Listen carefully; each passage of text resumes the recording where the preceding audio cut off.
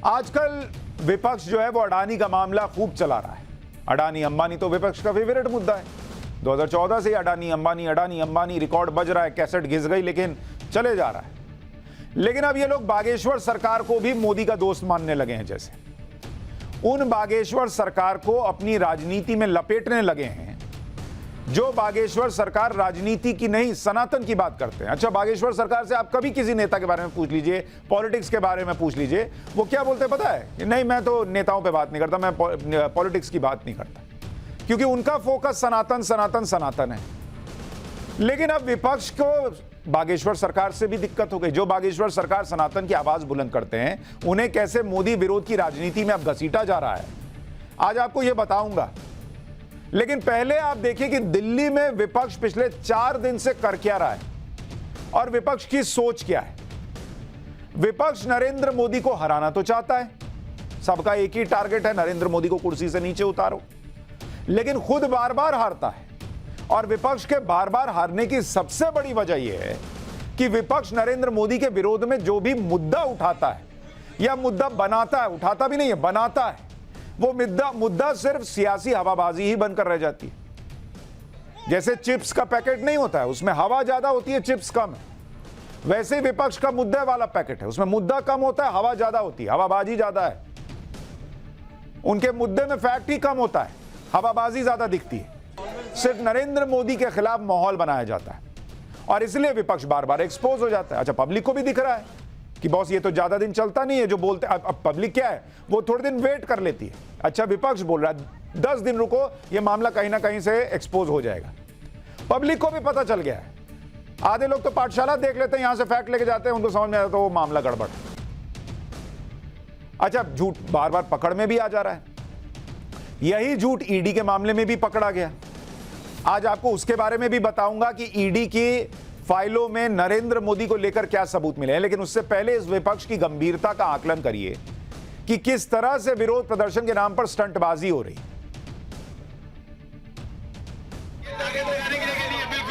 शांति से करते रहो अपना प्रदर्शन, बहुत अच्छे, शांति से करते रहो। भाई साहब चोट लग जाएगी, भाई साहब चोट लग जाएगी आपको। अरे भाई साहब भाई शरीर में दिक्कत है, चोट लग जाएगी। भाई साहब निकल जाओ,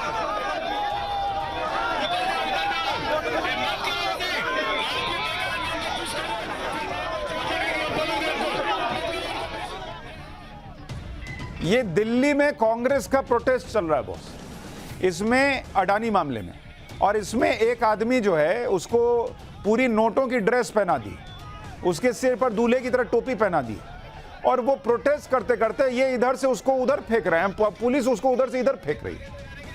ये प्रोटेस्ट के नाम पे तमाशा चल रहा है। वो बेचारा जो है वो बीच में फंसा हुआ है, उसकी सांस अटकी पड़ी है कि उधर पुलिस ने हाथ हटा लिया तो उधर रोड पे गिरूंगा, और इधर वाले जो हैं ये हट गए तो इधर गिरूंगा। वो बेचारा देखिए कैसे बीच में फंसा। ये प्रोटेस्ट हो रहा है, ये नाटक है कि प्रोटेस्ट है। इसी तरह की सियासी स्टंटबाजी राहुल गांधी भी कर रहे हैं। संसद सत्र दोबारा शुरू हुए, 4 दिन हो चुके। विदेश से लौटने के बाद आज राहुल गांधी संसद पहुंचे। हंगामे की वजह से संसद चल नहीं रही है तो राहुल गांधी भी संसद आकर फिर निकल गए। उन्होंने अपने बयान पर कुछ नहीं बोला, जो बयान उन्होंने लंदन में बैठकर दिए तो उस पर कुछ नहीं बोले।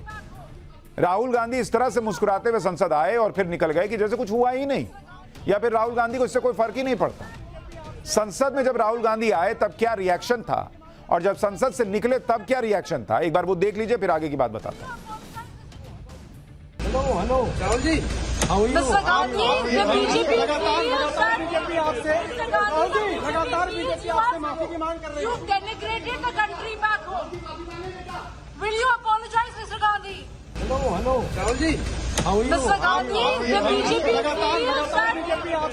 राहुल जी, लगातार बीजेपी आपसे माफी की मांग कर रही है।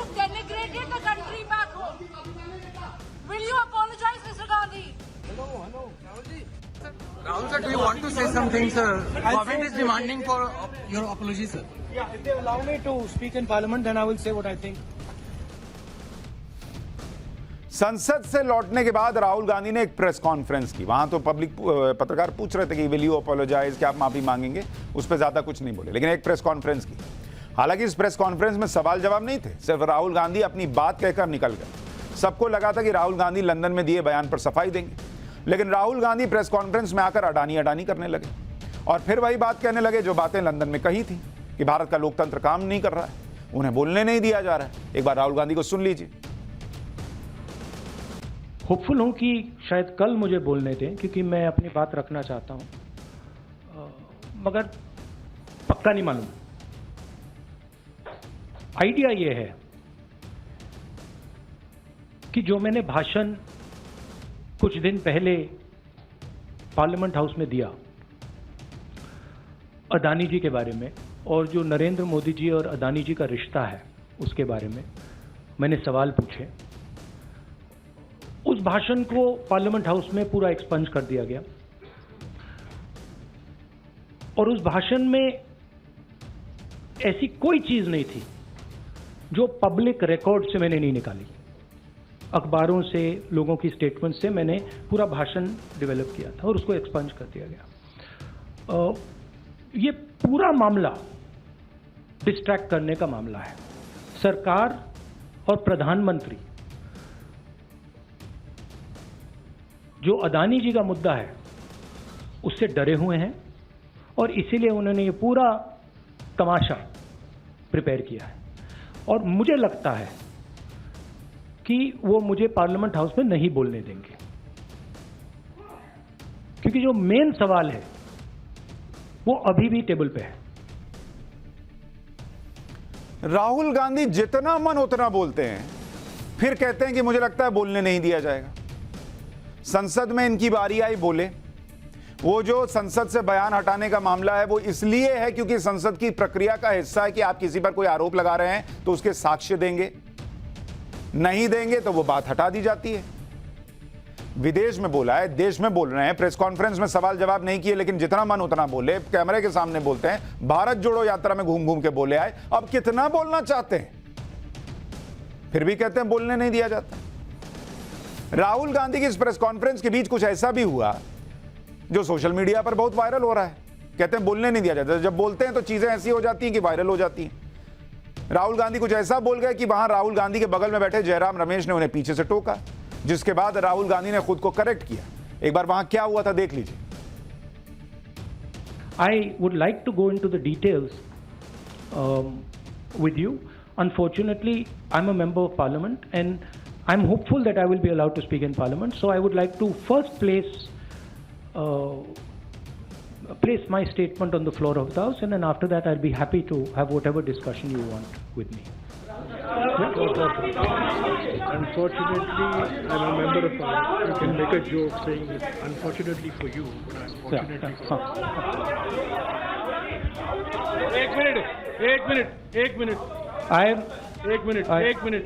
Ek minute, please. See, I want to make it clear.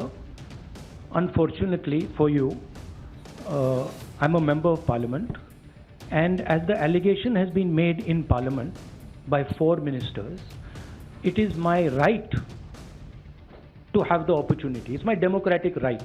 So if Indian democracy was functioning, I would be able to say my piece in parliament. So Please, let me speak. please let so, him finish. So actually what you are seeing is a test of Indian democracy. तो पहले बोलते बोलते बोल गए कि unfortunately I am a member of parliament, यानी दुर्भाग्य से मैं संसद का सदस्य हूं। फिर जयराम रमेश बगल से बोले कि ये लाइन बोलिएगा तो आपका जोक बनाएंगे ये लोग कि आप दुर्भाग्य से संसद के सदस्य हैं, ये बोलिए कि आपका दुर्भाग्य है कि मैं संसद का सदस्य हूं इसलिए यहां पे नहीं बोल सकता, तो फिर उसको ठीक किए। लेकिन बॉस देखिए, चलिए ये सब तो होता रहता है, लेकिन बात राहुल गांधी की है ही नहीं। बात नरेंद्र मोदी के खिलाफ वो मुद्दे बनाने की है जिन मुद्दों में कोई दम नहीं होता, जिनमें फैक्ट्स नहीं होते, और फिर बाद में ये लोग चाहते हैं कि मीडिया जो है वो उसको हवा देती रहे। अरे कुछ लोग देंगे, हम नहीं दे सकते भाई, जब फैक्ट नहीं है तो कहां से दें। जो मुद्दे झूठे निकल जा रहे हैं, जो फैक्ट्स में ठीक नहीं बैठ रहे, उनको कैसे आपके साथ खड़े होकर उठाते रहे भाई। जैसे ईडी को लेकर विपक्ष लगातार नरेंद्र मोदी के खिलाफ माहौल बनाता है कि ईडी के जरिए सिर्फ विपक्ष को टारगेट किया जा रहा है। विपक्ष यह कहता है कि ईडी, इन्फोर्समेंट डायरेक्टरेट, सिर्फ नेताओं पर केस बनाने और उन्हें परेशान करने के लिए नरेंद्र मोदी ने विपक्ष के नेताओं के पीछे छोड़ दिया है। लेकिन आंकड़े और फैक्ट्स कुछ और कह रहे हैं। ईडी ने आज ही अपने एक्शन से जुड़ी एक रिपोर्ट कार्ड जारी की और उसमें जो बताया उससे विपक्ष जो कहता है उसकी पूरी हवा निकल गई। विपक्ष का आरोप क्या है ईडी को लेकर, अगर आप देखेंगे, मैं आपको दिखाता हूं आरोप क्या है। आरोप विपक्ष का कि ईडी का कन्विक्शन रेट जो है, यानी जो सजा दिलाने का आंकड़ा है वो बहुत कम है। मतलब ईडी जो है वो सिर्फ, अब क्या होगा, जैसे आप मान लीजिए फर्जी केस बनाइएगा, बना दिए, कोर्ट में ले जाइएगा, वो मामला चलेगा ही नहीं।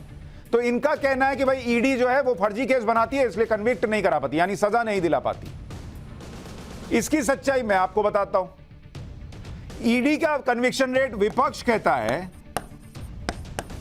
विपक्ष के मुताबिक कन्विक्शन रेट सीआर ईडी का कितना वो बताता है 0.5%। सच क्या है बॉस? सच ये है कि मनी लॉन्ड्रिंग के केस में कन्विक्शन रेट क्या है? मनी लॉन्ड्रिंग जो कन्विक्शन रेट है वो कन्विक्शन रेट है 96% बॉस, 96%। और ये इसलिए 96% है कि जो केस चल रहे हैं उनमें से ट्रायल पूरा हुआ 25 केस में, और उन 25 केस में से सजा कितने में हुई? 24 केस में। सिर्फ एक केस में आरोपी बरी हुआ है। तो 25 केस जिनमें सजा, जिसमें कार्रवाई पूरी हो गई, सुनवाई पूरी हो गई, उनमें से 24 केस में सजा हो रही है। 96% का कन्विक्शन रेट है। और कन्विक्शन रेट हाई तभी होगा, 25 में से 24 केस में सजा तभी होगी जब मामला सच्चा होगा, जब सबूत टाइट होंगे।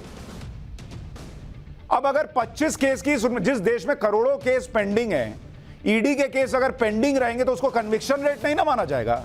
ईडी जो है वो कोर्ट में जाके जबरदस्ती हाथ पकड़ के नहीं ना सुनवाई कराएगा।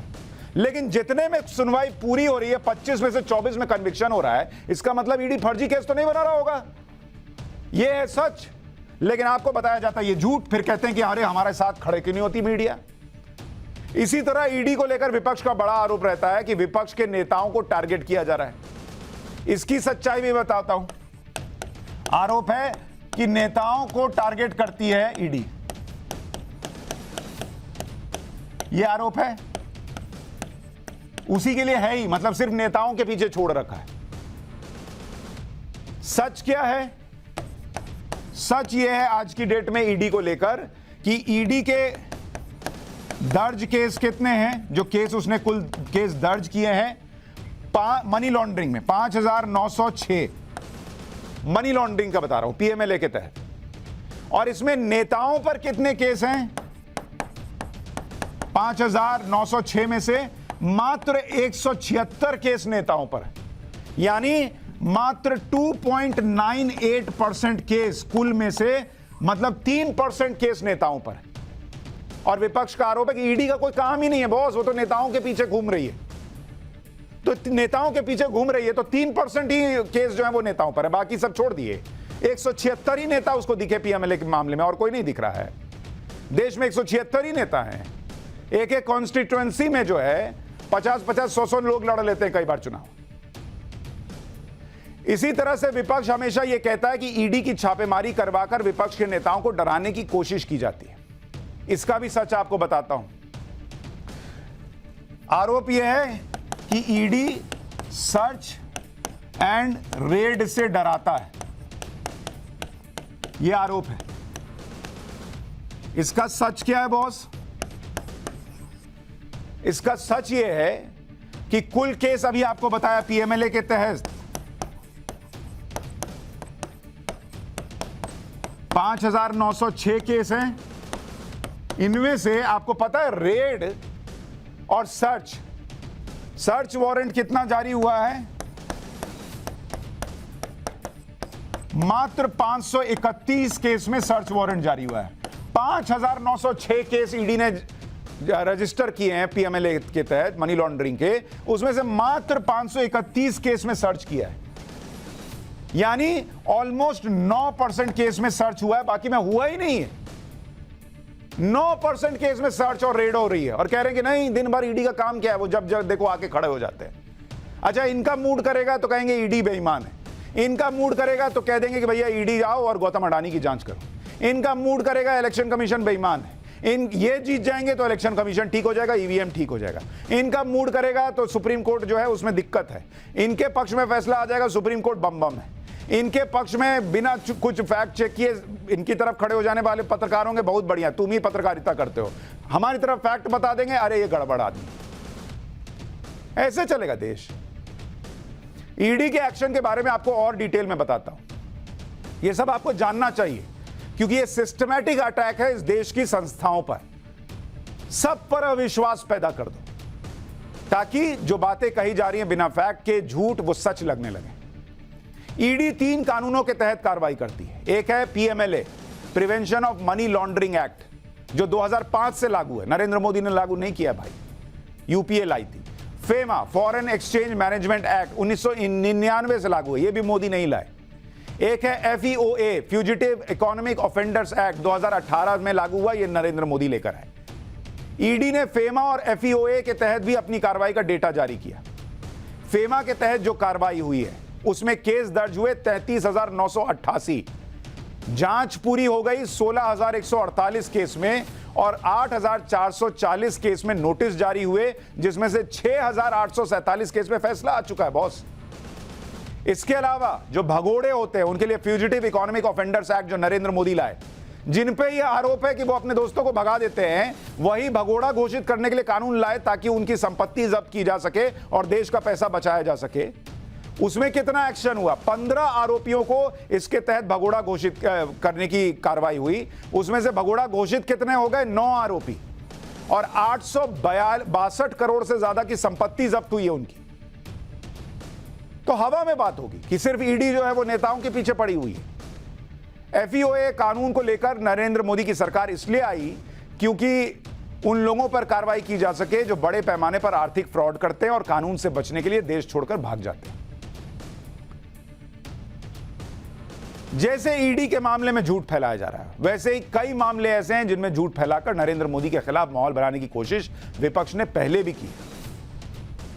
राफेल आपको याद ही है, पेगासस आपको याद ही है, 3 कृषि कानून, उसको लेके भी झूठ और भ्रम फैलाया गया था।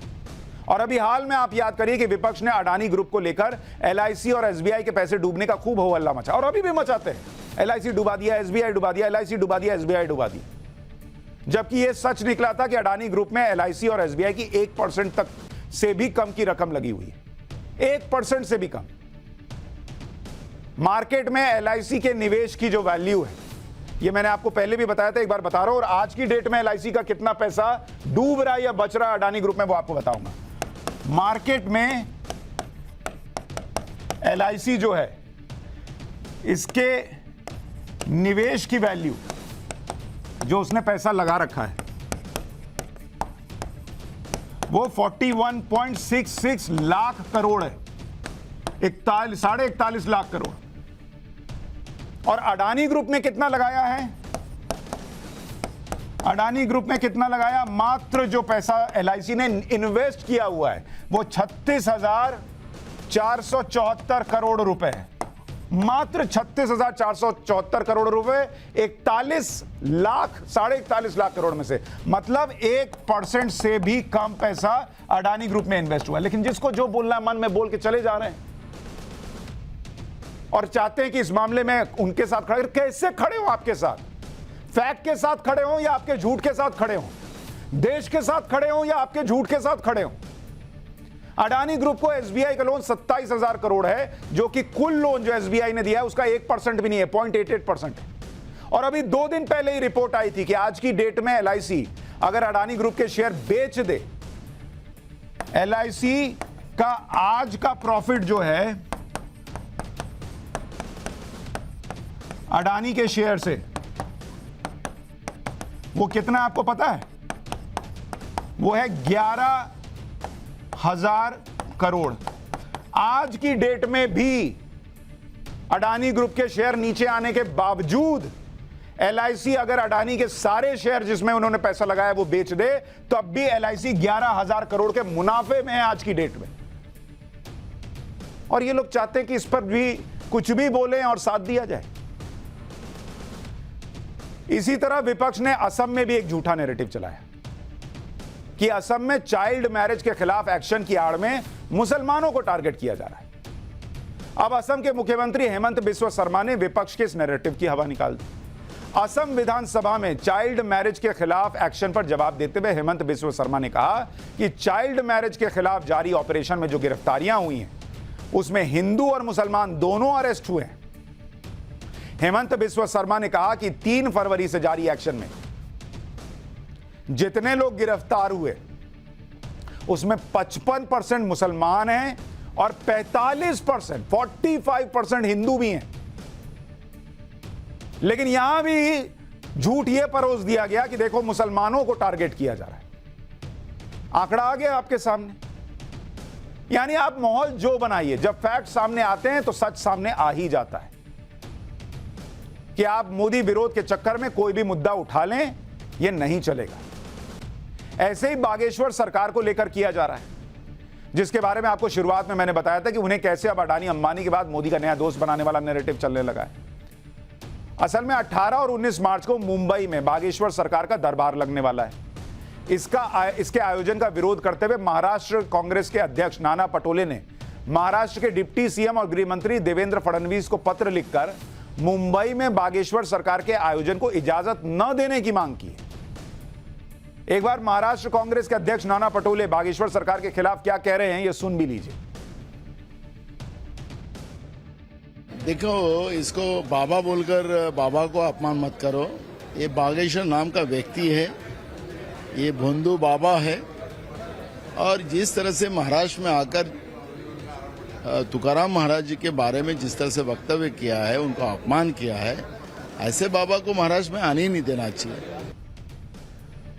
महाराष्ट्र कांग्रेस के अध्यक्ष जिन बागेश्वर बाबा को ढोंगी कह रहे हैं, जिन बागेश्वर बाबा को भोंदू बाबा कह रहे हैं, उन्हीं बाबा बागेश्वर के दरबार में कांग्रेस के पूर्व सीएम कमलनाथ हाजिरी लगा चुके हैं।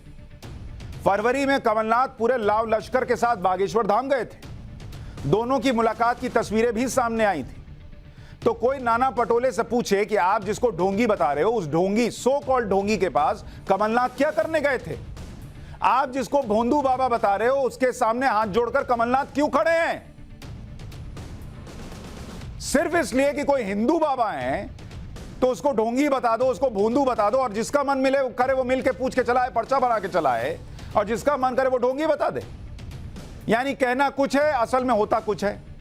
यह विपक्ष के झूठ की बात हो गई। लेकिन जहां तक विपक्ष के नेताओं पर केस दर्ज करने की बात है, तो अगर किसी नेता पर आरोप लगेंगे तो जांच एजेंसियां उसकी जांच करेंगी ही। ऐसा नहीं हो सकता कि अगर किसी नेता पर आरोप लगेंगे तो जांच नहीं होगी।